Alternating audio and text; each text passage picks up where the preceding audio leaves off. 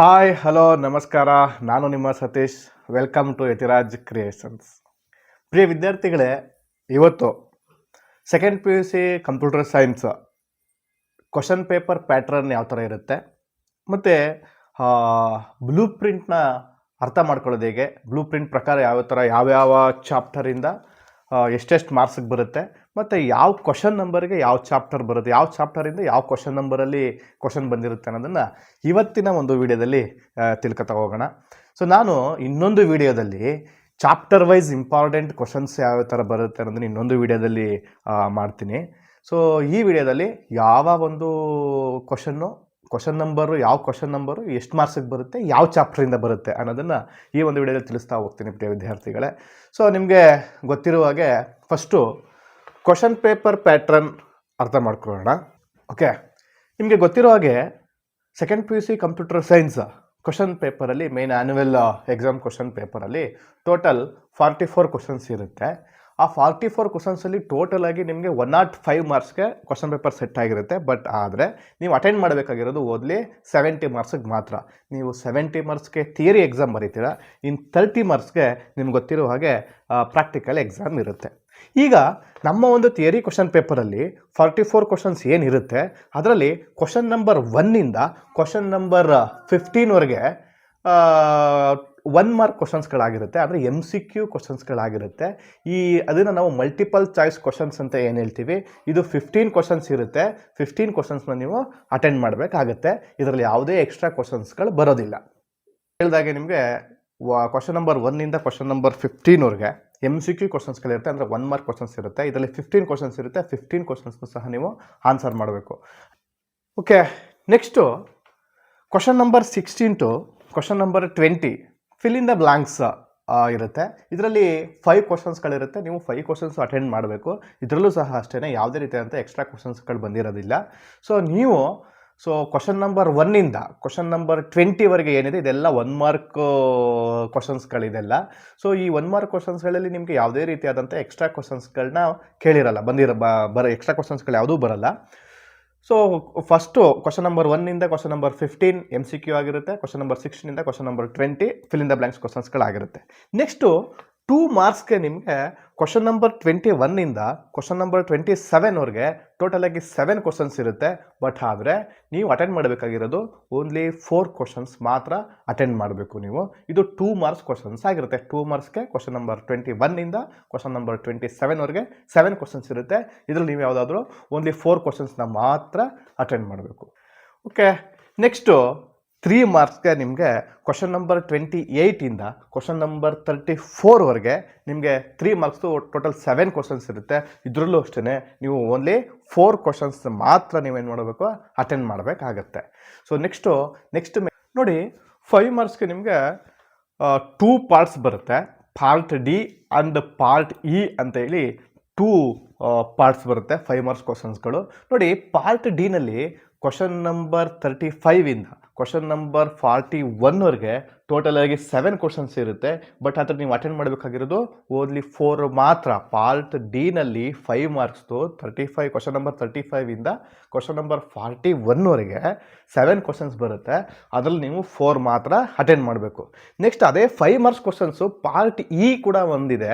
ಆ ಪಾರ್ಟ್ ಇನಲ್ಲಿ only 3 questions ಮಾತ್ರ ಬಂದಿರುತ್ತೆ.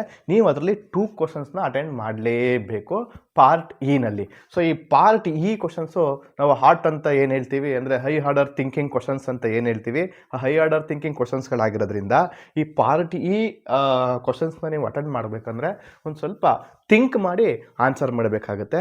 ನಾನು ಮುಂದಿನ ವೀಡಿಯೋದಲ್ಲಿ ಯಾವ್ಯಾವ ಚಾಪ್ಟ್ರಲ್ಲಿ ಇಂಪಾರ್ಟೆಂಟ್ ಕಾನ್ಸೆಪ್ಟ್ಸ್ಗಳೇನು, ಯಾವ ಥರ 5 ಮಾರ್ಕ್ಸ್ಗೆ ಇಂಪಾರ್ಟೆಂಟ್ ಯಾವ ಥರ ಬರುತ್ತೆ, 3 ಮಾರ್ಕ್ಸ್ಗೆ ಇಂಪಾರ್ಟೆಂಟು ಮತ್ತು 2 ಮಾರ್ಕ್ಸ್ಗೆ ಇಂಪಾರ್ಟೆಂಟು, MCQಗೆ ಏನು ಮಾಡಬೇಕು ಅಂತೇಳಿ ಮುಂದಿನ ವೀಡಿಯೋಗಳಲ್ಲಿ ನಾನು ತಿಳಿಸ್ತಾ ಹೋಗ್ತೀನಿ.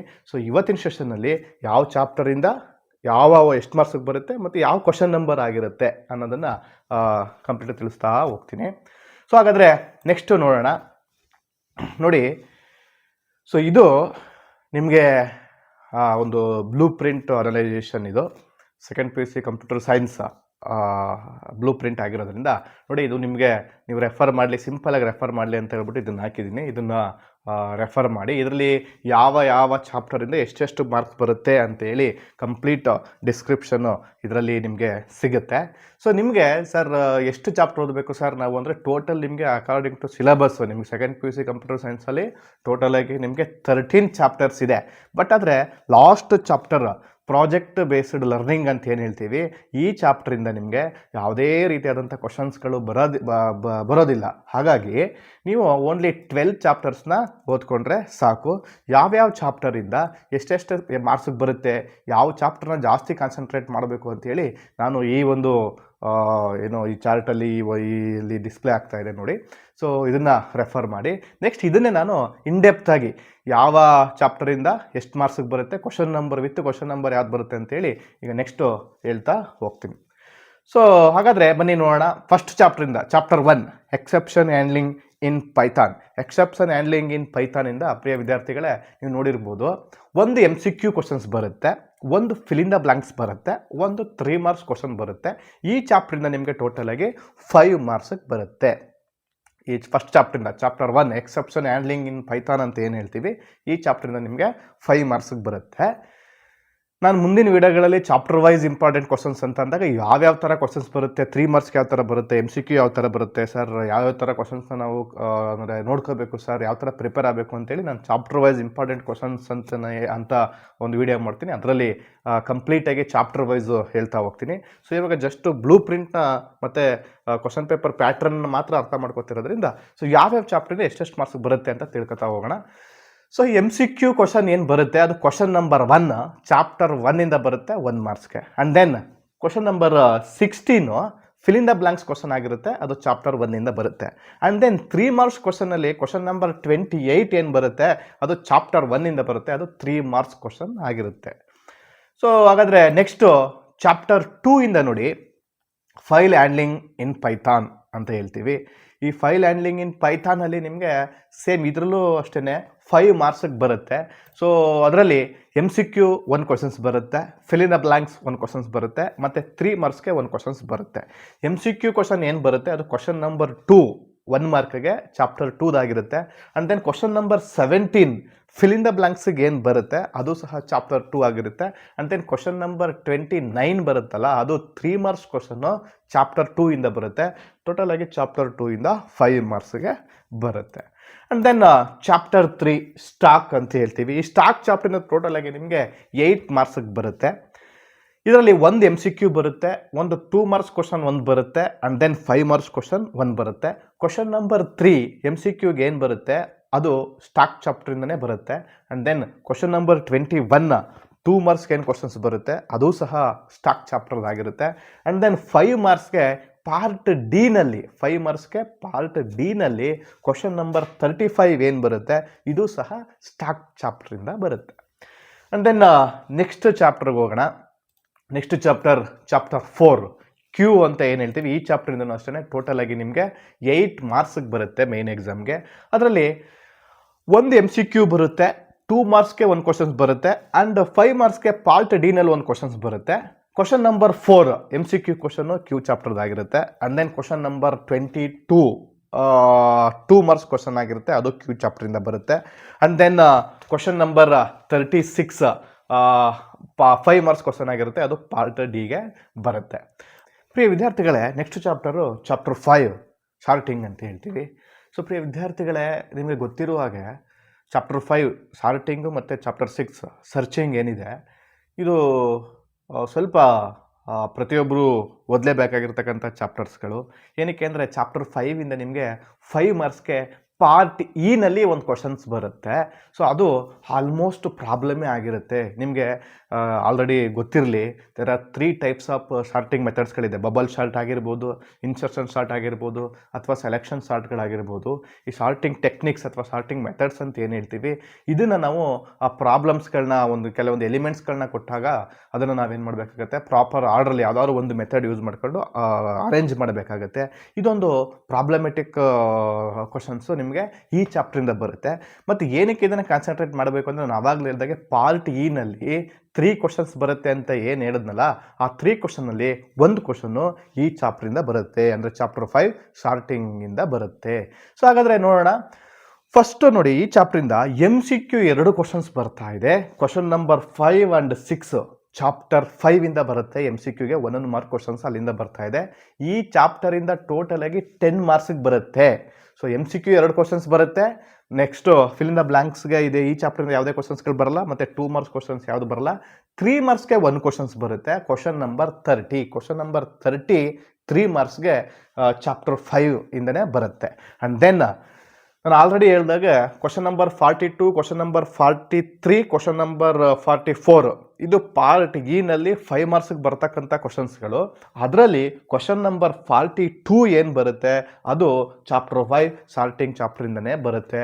ಇದರಲ್ಲೇ ನೀವು ಒಂದು ಎಲಿಮೆಂಟ್ಸ್ಗಳನ್ನ ಕೊಟ್ಟಾಗ ಯಾವುದಾದ್ರೂ ಒಂದು ಟೆಕ್ನಿಕ್, ಅದು ಬಬಲ್ ಶಾರ್ಟ್ ಆಗಿರ್ಬೋದು, ಇನ್ಸರ್ಷನ್ ಶಾರ್ಟ್ ಆಗಿರ್ಬೋದು, ಅಥವಾ ಸೆಲೆಕ್ಷನ್ ಶಾರ್ಟ್ ಆಗಿರ್ಬೋದು, ಆ ಟೆಕ್ನಿಕ್ಸ್ನ ಯೂಸ್ ಮಾಡಿ ಯಾವ ಥರ ನಾವು ಎಲಿಮೆಂಟ್ಸ್ಗಳನ್ನ ಅರೇಂಜ್ ಮಾಡಬೇಕು ಅನ್ನೋ ಪ್ರಾಬ್ಲಮ್ನ ಅತಿ ಹೆಚ್ಚಾಗಿ ನೋಡ್ಕೋಬೇಕು. ಅದಾದಮೇಲೆ ನಿಮಗೆ ಗೊತ್ತಿರುವ ಹಾಗೆ ಇದರಲ್ಲಿ ಆಲ್ಗರಿದಮ್ಸ್ 3 ಟೆಕ್ನಿಕ್ಸ್ ಆಲ್ಗರಿದಮ್ಸ್ ಇದೆ. ಆಲ್ಗರಿದಮ್ಸ್ನ ನೀವು ಬರೀತೀರಾ, ರೈಟ್ ಆ್ಯನ್ ಆಲ್ಗರಿದಮ್ ಫಾರ್ ಅಂತೇಳಿ bubble short, insertion short, selection short ಯಾವುದಾದ್ರೂ ಕೊಡ್ಬೋದು. ಅದು ಬಿಟ್ಟರೆ ನಿಮಗೆ ನೆಕ್ಸ್ಟು ಟೈಮ್ ಕಾಂಪ್ಲೆಕ್ಸಿಟಿ ಆಲ್ಗರಿದಮ್ಸ್ ಬರುತ್ತದೆ. ಅದು ಕಾನ್ಸ್ಟೆಂಟ್ ಟೈಮು, ಲೀನಿಯರ್ ಟೈಮ್ ಆಲ್ಗೊರಿದಮ್ಸ್ ಮತ್ತು ಕ್ವಾಡ್ರಾಟಿಕ್ ಟೈಮ್ ಆಲ್ಗೊರಿದಮ್ಸ್ ಅಂತ ಹೇಳಿ ಕೆಲವೊಂದು ಟೈಮ್ ಕಾಂಪ್ಲೆಕ್ಸಿಟಿ ಅದ್ರ ಬಗ್ಗೆ ನೀವು ಸ್ವಲ್ಪ ನೋಡ್ಕೋಬೇಕಾಗತ್ತೆ MCQಗಳಿಗೆ. ಸೊ ಇದು ಚಾಪ್ಟರ್ 5 ಇಂದ ಟೋಟಲ್ ಆಗಿ ನಿಮಗೆ 10 ಮಾರ್ಕ್ಸ್ಗೆ ಬರುತ್ತೆ ಪ್ರಿಯ ವಿದ್ಯಾರ್ಥಿಗಳೇ. ನೆಕ್ಸ್ಟ್ ಚಾಪ್ಟರ್ 6 ಸರ್ಚಿಂಗಲ್ಲೂ ಸಹ ನಿಮಗೆ ಟೋಟಲಾಗಿ 10 ಮಾರ್ಕ್ಸಿಗೆ ಬರುತ್ತೆ. ಸೊ ಇದರಲ್ಲಿ ಮೇಯ್ನಾಗಿ ನೀವು ಲೀನಿಯರ್ ಸರ್ಚು ಮತ್ತು ಬೈನರಿ ಸರ್ಚ್ ಮೆಥಡ್ ಇರೋದ್ರಿಂದ, ಮತ್ತು ಸರ್ಚ್ ಬೈ ಹ್ಯಾಶಿಂಗ್ ಮೆಥಡ್ ಸ್ವಲ್ಪ ನೋಡ್ಕೋಬೇಕಾಗತ್ತೆ. ಸೊ ಮೇಯ್ನಾಗಿ ನೀವು ಇದರಲ್ಲಿ ನಿಮಗೆ ಯಾವುದೇ ರೀತಿಯಾದಂಥ MCQ ಕ್ವಶನ್ಸ್ಗಳು ಬರಲ್ಲ, ಫಿಲ್ ಇನ್ ದ ಬ್ಲಾಂಕ್ಸ್ ಬರಲ್ಲ. 2 ಮಾರ್ಕ್ಸ್ಗೆ 1 ಕ್ವಶನ್ಸ್ ಬರುತ್ತೆ. Question number 23 2 marks question chapter 6 ಇಂದ ಬರುತ್ತೆ. ಆ್ಯಂಡ್ ದೆನ್ 3 ಮಾರ್ಕ್ಸ್ಗೆ 1 ಕ್ವಶನ್ಸ್ ಬರುತ್ತೆ. ಕ್ವಶನ್ ನಂಬರ್ 31 3 ಮಾರ್ಕ್ಸ್ಗೆ ಚಾಪ್ಟರ್ 6 ಆಗಿರುತ್ತೆ. ನೆಕ್ಸ್ಟ್ 5 ಮಾರ್ಕ್ಸ್ 1 ಕ್ವಶನ್ ಬರುತ್ತೆ, ಅದು ಪಾರ್ಟ್ ಡಿನಲ್ಲಿ ಬರುತ್ತೆ. ಕ್ವಶನ್ ನಂಬರ್ 37 ಏನಿದೆ ಅದು ಪಾರ್ಟ್ ಡಿನಲ್ಲಿ 5 ಮಾರ್ಕ್ಸಿಗೆ ಬರುತ್ತೆ. ಕ್ವಶನ್ ನಂಬರ್ 37 ಟೋಟಲ್ ಆಗಿ ಈ ಚಾಪ್ಟ್ರಿಂದ ನಿಮಗೆ 10 ಮಾರ್ಕ್ಸಿಗೆ ಬರುತ್ತೆ. ಸೊ ಇದರಲ್ಲೂ ಅಷ್ಟೇ linear search problem, binary search problem ಜೊತೆಗೆ ನಿಮಗೆ ಸರ್ಚ್ ಬೈ ಹ್ಯಾಶಿಂಗ್ ಮೆಥಡಲ್ಲಿ ಕೆಲವೊಂದು ಕೊಲೈಸನ್ ಅಂತ ಹೇಳ್ತೀವಿ. ಕೊಲೈಸನ್ ಅಂದರೆ ಏನು ಅನ್ನೋದನ್ನು ನೀವು ಸ್ವಲ್ಪ ನೋಡ್ಕೋಬೇಕಾಗತ್ತೆ. ಸೊ 2 ಮಾರ್ಕ್ಸ್ಗೆ ಅದನ್ನು ಕೇಳೋ ಸಾಧ್ಯತೆಗಳಿರುತ್ತೆ. ಸೊ 3 ಮೆಥಡ್ಸು, ಒಂದು linear search, binary search, search by hashing method ಅಂತ ಹೇಳಿ 3 ಟೆಕ್ನಿಕ್ಸ್ಗಳಿದೆ. ಸರ್ಚ್ ಬೈ ಹ್ಯಾಶಿಂಗ್ ಮೆಥಡಲ್ಲಿ ನಿಮಗೆ ಕೊಲೈಸನ್ ಅಂದರೆ ಏನು ಅದ್ರ ಬಗ್ಗೆ ಸ್ವಲ್ಪ ತಿಳ್ಕೋಬೇಕಾಗತ್ತೆ ಪ್ರಿಯ ವಿದ್ಯಾರ್ಥಿಗಳೇ. ಟೋಟಲಾಗಿ ಈ ಚಾಪ್ಟ್ರಿಂದ 10 ಮಾರ್ಕ್ಸಿಗೆ ಬರುತ್ತೆ. So next chapter understanding the data, chapter 7. ನೋಡಿ, ಈ ಅಂಡರ್ಸ್ಟ್ಯಾಂಡಿಂಗ್ ದ ಡೇಟಾ ಮೇಲೆ ಒಂದೇ ಒಂದು ಕ್ವಶನ್ ಬರುತ್ತೆ, ಅದು 5 ಮಾರ್ಕ್ಸಿಗೆ ಬರುತ್ತೆ. 5 ಮಾರ್ಕ್ಸ್ಗೆ ಒಂದೇ ಕ್ವಶನ್. ಇದರಲ್ಲಿ ಯಾವುದೇ ರೀತಿಯಂತ MCQ ಕ್ವಶನ್ಸ್ಗಳು ಬರಲ್ಲ, ಫಿಲ್ ಇನ್ ದ ಬ್ಲಾಂಕ್ಸ್ ಬರಲ್ಲ, 2 ಮಾರ್ಕ್ಸ್ ಕ್ವಶನ್ಸ್ ಬರಲ್ಲ, 3 ಮಾರ್ಕ್ಸ್ ಕ್ವಶನ್ಸ್ ಬರಲ್ಲ. 5 ಮಾರ್ಕ್ಸ್ಗೆ ಒಂದೇ ಕ್ವಶನ್ ಬರುತ್ತೆ. ಬಟ್ ಆದರೆ ಈ ಅಂಡರ್ಸ್ಟ್ಯಾಂಡಿಂಗ್ ದ ಡೇಟಾ ಇದೆಯಲ್ಲ ಚಾಪ್ಟರ್ 7, ಇದು ಇಂಪಾರ್ಟೆಂಟು, ಪ್ರತಿಯೊಬ್ಬರು ರೆಫರ್ ಮಾಡಲೇಬೇಕು. ಏನಕ್ಕೆ ಅಂತಂದರೆ ನಾನು ಆವಾಗಲೇ ಹೇಳಿದೆ 5 ಮಾರ್ಕ್ಸಲ್ಲಿ 2 ಪಾರ್ಟ್ಸಾಗಿ ಡಿವೈಡ್ ಆಗುತ್ತೆ, part D and part E. ಈ ಚಾಪ್ಟರ್ 7 ಇಂದ ಬರ್ತಾ ಇರ್ತಕ್ಕಂಥ ಕ್ವಶನ್ನು 5 ಮಾರ್ಕ್ಸ್ಗೆ ಎಲ್ಲಿಗೆ ಬರುತ್ತೆ ಸರ್, ಯಾವ ಪಾರ್ಟಲ್ಲಿ ಬರುತ್ತೆ ಅಂತಂದರೆ ಪಾರ್ಟ್ ಈಗ ಬರ್ತಾ ಇದೆ. ಅಂದರೆ ನಾನು ಆವಾಗಲೇ ಹೇಳಿದೆ ಕ್ವಶನ್ ನಂಬರ್ 42 ಸ್ಟಾರ್ಟಿಂಗ್ ಚಾಪ್ಟ್ರಿಂದ ಬಂದರೆ question number 43 understanding the data ಇಂದ ಬರುತ್ತೆ ನಿಮಗೆ. ಸರಿ, ಈ ಚಾಪ್ಟ್ರಿಂದ ಏನು ಸರ್ ಕಲಿಯೋದಿರುತ್ತೆ ಅಂದರೆ ಥಿಯರಿ ಪಾರ್ಟ್ಸ್ಗಳು ಬರುತ್ತೆ ನಿಮಗೆ. ಥಿಯರಿ ಪಾರ್ಟ್ಸ್ಗಳು, what is data, importance of data, example for data. So ಈ ಥರ ಎಲ್ಲ ಥಿಯರಿ ಕಾನ್ಸೆಪ್ಟ್ಗಳನ್ನ ನೀವೆಲ್ಲ ಓದ್ತೀರಾ. ಅದ್ರ ಜೊತೆಗೆ ಮೋಸ್ಟ್ ಇಂಪಾರ್ಟೆಂಟಾಗಿ ನೀವು ರೆಫರ್ ಮಾಡಬೇಕಾಗಿರೋದು ಯಾವುದು ಅಂತಂದರೆ ಸ್ಟ್ಯಾಂಡರ್ಡ್ ಡಿವಿಯೇಷನ್ ಅಂತ ಒಂದು ಪ್ರಾಬ್ಲಮ್ ಇದೆ. ಆ ಸ್ಟ್ಯಾಂಡರ್ಡ್ ಡಿವಿಯೇಷನ್ ಜೊತೆಗೆ ಸಮ್ ಆವ್ರೇಜ್ ಫೈಂಡ್ ಔಟ್ ಮಾಡೋದಾಗಿರ್ಬೋದು, ಮೀನು, ಮೋಡು, ಮೀಡಿಯನ್ನು ಮತ್ತು ರೇಂಜ್. ಸೊ ಇಷ್ಟನ್ನು ಕ್ಯಾಲ್ಕುಲೇಟ್ ಮಾಡೋದು ನಿಮಗೆ ಗೊತ್ತಿರಬೇಕು. ಅದ್ರ ಜೊತೆಗೆ ಸ್ಟ್ಯಾಂಡರ್ಡ್ ಡಿವಿಯೇಷನ್ನು ಮೋಸ್ಟ್ ಇಂಪಾರ್ಟೆಂಟ್. ಸೊ ಇದರಲ್ಲೂ ಬರೋದು ಸಹ ಚಾಪ್ಟರ್ 7 ಇಂದ ಏನು 5 ಮಾರ್ಕ್ಸಿಗೆ ಬರುತ್ತೆ ಆಲ್ಮೋಸ್ಟ್ ಪ್ರಾಬ್ಲಮ್ಮೇ ಆಗಿರುತ್ತೆ. ಸೊ ಈ ಸರಿ ನೀವು ಯಾವುದನ್ನು ಕಾನ್ಸಂಟ್ರೇಟ್ ಮಾಡಬೇಕು ಸರ್ ಈ ಚಾಪ್ಟ್ರಲ್ಲಿ ಅಂದರೆ ಸ್ಟ್ಯಾಂಡರ್ಡ್ ಡಿವಿಯೇಷನ್ ಕ್ಯಾಲ್ಕುಲೇಟ್ ಮಾಡೋದನ್ನು ಫೈಂಡ್ ಔಟ್ ಮಾಡೋದು ಗೊತ್ತಿರಬೇಕು. ಅದು 3 ಮಾರ್ಕ್ಸಿಗೆ ಬರುತ್ತೆ, ಸ್ಪ್ಲಿಟ್ ಆಗುತ್ತೆ.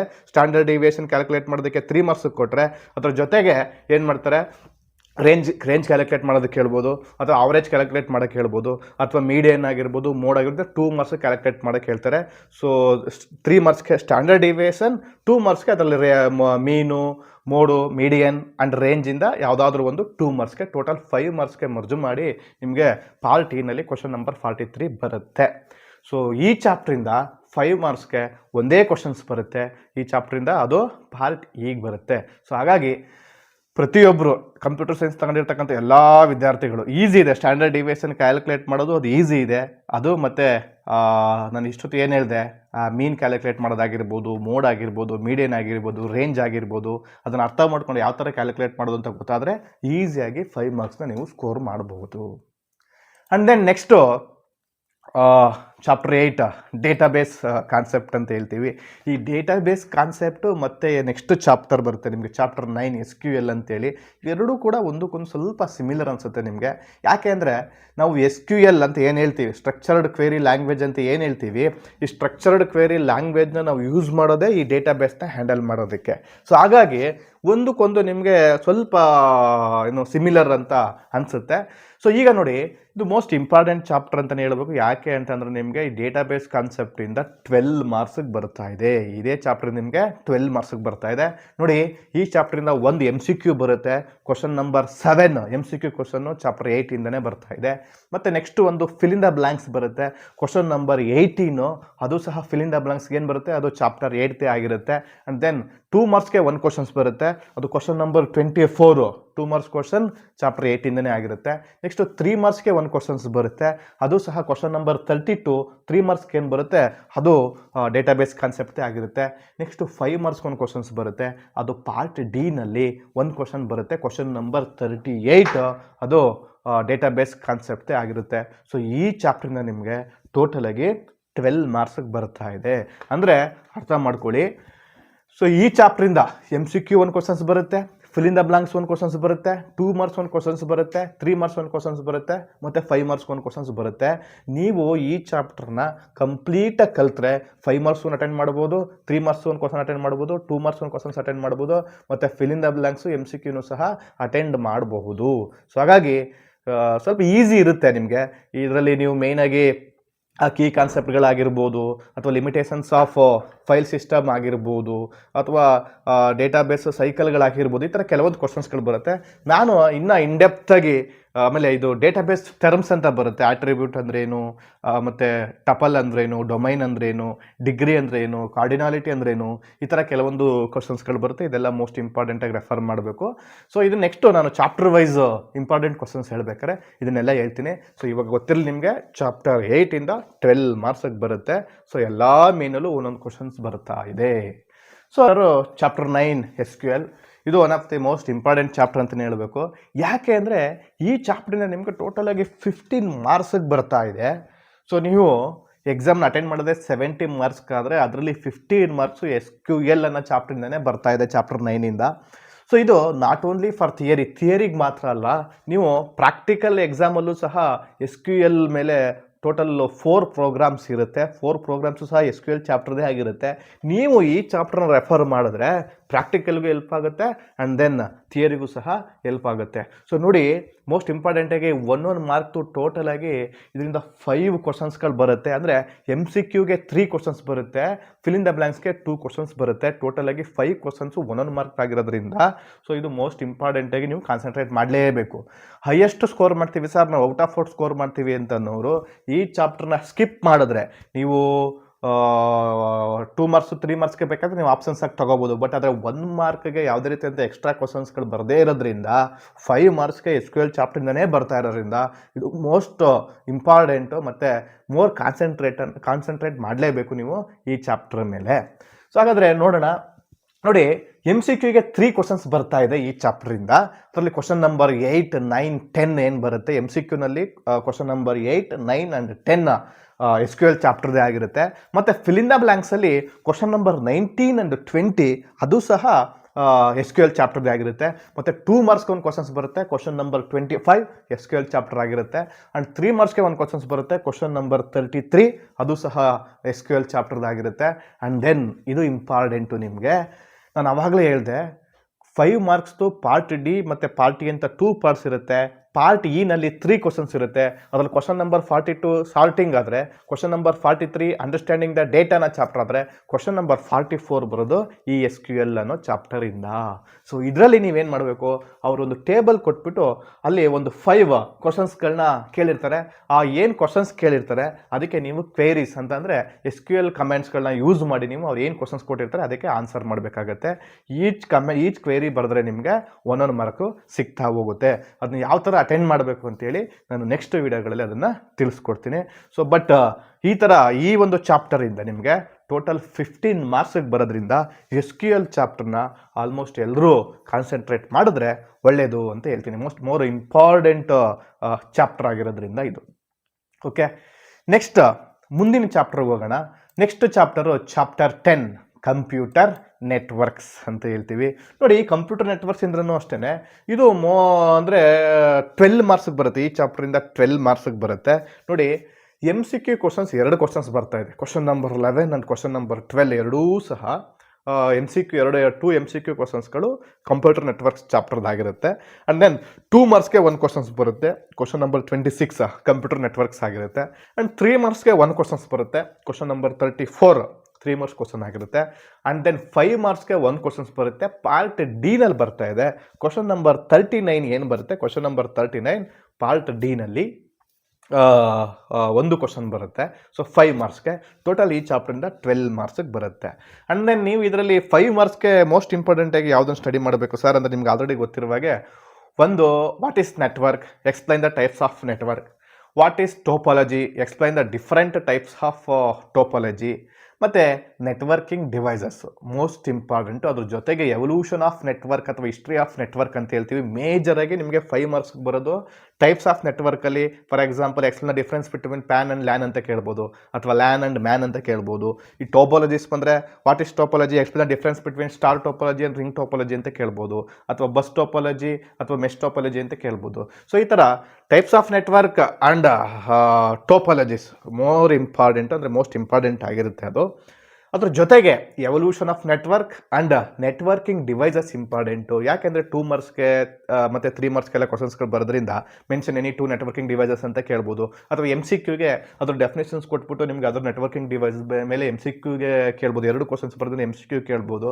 ಸೊ ಇದ್ರ ಜೊತೆಗೆ ಇದೆಲ್ಲ ನಾನು ಹೇಳ್ತಿರೋದು 5 ಮಾರ್ಕ್ಸ್ಗೆ ಮತ್ತು 2 ಮಾರ್ಕ್ಸ್ಗೆ 3 ಮಾರ್ಕ್ಸ್ಗೆ ಇದನ್ನು ಕಾನ್ಸಂಟ್ರೇಟ್ ಮಾಡಿ. ಮತ್ತು MCQಗೆ ಏನು ಮಾಡಬೇಕು ಸರ್ ಅಂದರೆ, MCQಗೆ ನೋಡಿ DNS ಅಂದರೆ ಏನು, DNS ಸರ್ವರ್ ಅಂದರೆ ಏನು, ಅದ್ರ ಜೊತೆಗೆ MAC ಮ್ಯಾಕ್ ಅಡ್ರೆಸ್ ಮತ್ತು IP ಅಡ್ರೆಸ್ ಅಂತ ಅಂದರೆ ಏನು, ಅದ್ರ ಜೊತೆಗೆ URL ಅಂದರೆ ಏನು, URI ಅಂದರೆ ಏನು, ಎಕ್ಸ್ಪ್ಯಾಂಡ್ ತಿಳ್ಕೊಂಡಿರ್ಬೇಕು ನೀವು. ಈ ಥರ ಕೆಲವೊಂದು ಪ್ಯಾಕೆಟ್ಸ್ ಅಂದರೆ ಏನು, ನೋಡ್ ಅಂದರೆ ಏನು, ಈ ಥರ ಕೆಲವೊಂದು what is network, what is internet, ಈ ಥರ ಕೆಲವೊಂದು ಒಂದೊಂದು ಮಾರ್ಕ್ದು ಕೆಲವೊಂದು ಕಾನ್ಸೆಪ್ಟ್ಗಳು ಬರುತ್ತೆ. ಅದನ್ನು ನೀವು ರೆಫರ್ ಮಾಡಬೇಕಾಗುತ್ತೆ. ನೆಕ್ಸ್ಟ್ ನಾನು ಚಾಪ್ಟರ್ ವೈಸ್ ಕ್ವಶನ್ಸ್ನ ಎಕ್ಸ್ಪ್ಲೇನ್ ಮಾಡಬೇಕಾದ್ರೆ, chapter wise important questions video ಮಾಡಬೇಕಾದ್ರೆ ಈ ಚಾಪ್ಟರ್ದು ಏನೇನು ಯಾವ ಥರ ಸ್ಟಡಿ ಮಾಡಬೇಕು ಅಂತ ನಾನು ಅಲ್ಲಿ ಹೇಳ್ತೀನಿ. ಸೊ ಮೋಸ್ಟ್ ಇಂಪಾರ್ಟೆಂಟಾಗಿ ಈ ಚಾಪ್ಟರಿಂದ ಆವಾಗಲೇ ಹೇಳಿದಾಗೆ types of network and topology ಮೇಲೆ ತುಂಬ ನೋಡ್ಕೋಬೇಕು. ಮತ್ತು ನೆಟ್ವರ್ಕಿಂಗ್ ಡಿವೈಸ್ ಕೂಡ ಇಂಪಾರ್ಟೆಂಟು. ಅದ್ರ ಜೊತೆಗೆ ಹಿಸ್ಟ್ರಿ ಆಫ್ ನೆಟ್ವರ್ಕ್ ನೋಡಿಕೊಂಡ್ರೆ ನೀವು 5 ಮಾರ್ಕ್ಸ್ 3 ಮಾರ್ಕ್ಸ್ 2 ಮಾರ್ಕ್ಸ್ ಈ ಕಾನ್ಸೆಪ್ಟ್, ಈ 4 ಕಾನ್ಸೆಪ್ಟ್ ಮೇಲೆ 5 ಮಾರ್ಕ್ಸ್ ಆಗಿರ್ಬೋದು, 3 ಮಾರ್ಕ್ಸ್ ಆಗಿರ್ಬೋದು, 2 ಮಾರ್ಕ್ಸ್ ಆಗಿರ್ಬೋದು ಕ್ವಶನ್ ಬಂದೇ ಬರುತ್ತೆ. ಇನ್ನು MCQಗೆ ನಾನು ಹೇಳಿದ್ನಲ್ಲ ಆವಾಗಲೇ, ಅದನ್ನೆಲ್ಲ ಒಂದು ಸ್ವಲ್ಪ ಕಾನ್ಸಂಟ್ರೇಟ್ ಮಾಡಬೇಕು ನೀವು. Next chapter 11 data communication. ಇದು ಕೂಡ ಇಂಪಾರ್ಟೆಂಟ್ ಚಾಪ್ಟರ್ ಅಂತಲೇ ಹೇಳಬೇಕು. ಯಾಕೆ ಅಂತಂದರೆ ಇದರಿಂದ MCQಗೆ 2 ಕ್ವಶನ್ಸ್ ಬರ್ತಾ ಇದೆ. ಕ್ವಶನ್ ನಂಬರ್ 13 ಮತ್ತು ಕ್ವಶನ್ ನಂಬರ್ 14 ಏನು ಬರ್ತಾ ಇದೆ. ಸೊ ಇದು ಡೇಟಾ ಕಮ್ಯುನಿಕೇಷನ್ದಾಗಿರುತ್ತೆ. ಮತ್ತು 2 ಮಾರ್ಕ್ಸ್ಗೆ 1 ಕ್ವಶನ್ಸ್ ಬರುತ್ತೆ. ಅದು ಕ್ವಶನ್ ನಂಬರ್ 27 2 ಮಾರ್ಕ್ಸ್ಗೆ ಡೇಟಾ ಕಮ್ಯುನಿಕೇಷನ್ದಾಗಿರುತ್ತೆ. ಆ್ಯಂಡ್ ದೆನ್ ಕ್ವಶನ್ ನಂಬರ್ 40 5 ಮಾರ್ಕ್ಸ್ಗೆ ಪಾರ್ಟ್ ಡಿನಲ್ಲಿ 1 ಕ್ವಶನ್ಸ್ ಬರುತ್ತೆ. ಹಾಗಾದರೆ ಈ ಚಾಪ್ಟರಿಂದ ಟೋಟಲ್ ಆಗಿ ನಿಮಗೆ 9 ಮಾರ್ಕ್ಸಿಗೆ ಬರ್ತಾ ಇದೆ ಡೇಟಾ ಕಮ್ಯುನಿಕೇಷನಿಂದ. ಮತ್ತು next last chapter 12 security aspects ಅಂತ ಹೇಳ್ತೀವಿ. ಸೊ ಈ ಚಾಪ್ಟರಿಂದ ನಿಮಗೆ ಟೋಟಲ್ ಆಗಿ 6 ಮಾರ್ಕ್ಸಿಗೆ ಬರುತ್ತೆ. 1 MCQ ಬರುತ್ತೆ, 5 ಮಾರ್ಕ್ಸ್ 1 ಕ್ವಶನ್ಸ್ ಬರುತ್ತೆ. ಆ 1 MCQ ಏನು ಬರುತ್ತಲ್ಲ ಅದು ಕ್ವಶನ್ ನಂಬರ್ 15 ಈ ಚಾಪ್ಟರ್ದು ಸೆಕ್ಯೂರಿಟಿ ಆಸ್ಪೆಕ್ಟ್ಸ್ ಆಗಿರುತ್ತೆ. ಆ್ಯಂಡ್ ದೆನ್ 5 ಮಾರ್ಕ್ಸ್ಗೆ 1 ಕ್ವಶನ್ಸ್ ಬರುತ್ತೆ. ಪಾರ್ಟ್ ಡಿಗೆ 1 ಕ್ವಶನ್ ಬರುತ್ತೆ. ಅದು ಕ್ವಶನ್ ನಂಬರ್ 41 ಏನು ಬರುತ್ತೆ ಅದು ಈ ಚಾಪ್ಟರ್ ಸೆಕ್ಯೂರಿಟಿ ಆಸ್ಪೆಕ್ಟ್ಸಿಂದ ಬಂದಿರುತ್ತೆ. ಸೊ ಈ ಚಾಪ್ಟರಿಂದ ಟೋಟಲ್ ಆಗಿ ನಿಮಗೆ 6 ಮಾರ್ಕ್ಸಿಗೆ ಬರುತ್ತೆ ಪ್ರಿಯ ವಿದ್ಯಾರ್ಥಿಗಳೇ. ಸೊ ನೋಡಿದ್ರಲ್ವಾ ಈ ಥರ ಬ್ಲೂ ಪ್ರಿಂಟ್ ಯಾವ ಥರ ಬರುತ್ತೆ, ಯಾವ್ಯಾವ ಚಾಪ್ಟ್ರಿಂದ ಎಷ್ಟೆಷ್ಟು ಮಾರ್ಕ್ಸಿಗೆ ಬರುತ್ತೆ, ಯಾವ್ಯಾವ ಕ್ವಶನ್ ನಂಬರು ಯಾವ್ಯಾವ ಚಾಪ್ಟರ್ ಮೇಲೆ ಬರುತ್ತೆ ಅಂತ ಹೇಳಿ ಈ ಒಂದು ವಿಡಿಯೋದಲ್ಲಿ ನಾವು ತಿಳ್ಕೊಂಡಿದ್ದೀವಿ. ನೆಕ್ಸ್ಟ್ ವಿಡಿಯೋದಲ್ಲಿ ಚಾಪ್ಟರ್ ವೈಸ್ ಇಂಪಾರ್ಟೆಂಟ್ ಕ್ವಶನ್ಸ್ ಯಾವ ಥರ 3 ಮಾರ್ಕ್ಸ್ಗೆ ಯಾವ ಥರ ಪ್ರಿಪೇರ್ ಆಗಬೇಕು ಸರ್, 5 ಮಾರ್ಕ್ಸ್ಗೆ ಇಂಪಾರ್ಟೆಂಟ್ ಯಾವ ಥರ, 3 ಮಾರ್ಕ್ಸ್ಗೆ ಇಂಪಾರ್ಟೆಂಟ್ ಏನು ಕ್ವಶನ್ಸ್ ಕಲಿಬೇಕು, 2 ಮಾರ್ಕ್ಸ್ಗೆ ಯಾವ ಥರ ಅಂತ ಹೇಳಿ ನಾನು ಚಾಪ್ಟರ್ ವೈಸ್ ಇಂಪಾರ್ಟೆಂಟ್ ಕ್ವಶನ್ಸ್ಗಳನ್ನ ಆಗ್ತಾ ಹೋಗ್ತೀನಿ. ಚಾಪ್ಟರ್ ವೈಸ್ ಯಾವ್ಯಾವ ಕಾನ್ಸೆಪ್ಟ್ನ ಸ್ಟಡಿ ಮಾಡಬೇಕು ಅಂತ ಹೇಳ್ತಾ ಹೋಗ್ತೀನಿ. ಸೊ ಅದನ್ನು ನೀವು ಕಾನ್ಸಂಟ್ರೇಟ್ ಮಾಡಿ next chapter wise important questions ಬೇಕಾದರೆ ನೆಕ್ಸ್ಟ್ ಅಪ್ಲೋಡ್ ಮಾಡೋ ಎಲ್ಲ ವೀಡಿಯೋಸ್ಗಳನ್ನ ನೋಡಿ ನಿಮ್ಗೊಂದು ಐಡಿಯಾ ಬರುತ್ತೆ ಅಂತ ಹೇಳ್ತಾ ಥ್ಯಾಂಕ್ಸ್ ಫಾರ್ ವಾಚಿಂಗ್.